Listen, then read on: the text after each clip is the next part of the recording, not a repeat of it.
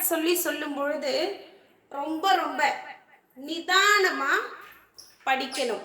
அதுதான் இதுல ரொம்ப ரொம்ப முக்கியமானது.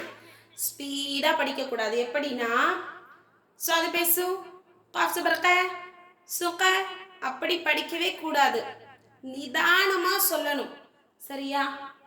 ஸ்வாது பேஷ் சு காஃப் ஜபர் க சுக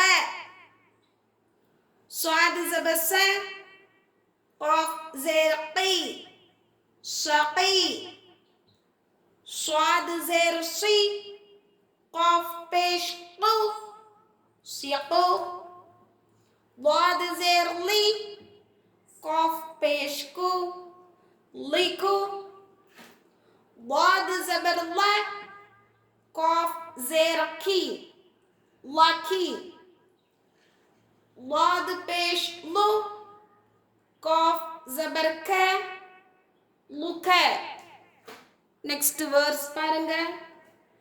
عين பேஷ் عو فا زير في عفي عين زير عي فا பேஷ் فو عفو عين زبر ا فا زبر ف عفا.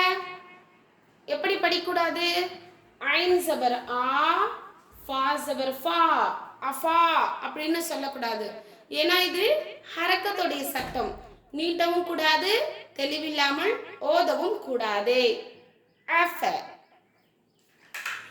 கைன் ஜபர் க கைன் ஜபர் கான்னு சொல்லக்கூடாது. ஓகேவா? கைன் ஜபர் க நூன் ஜபர்ன கன கைன் ஜேர் கி நூன் பேஷ் நு கினு கைன் பேஷ் கு நூன் ஜேர் நி குனி. மிஸ்டேக்ஸ் இல்லாம படிச்சு போடணும்.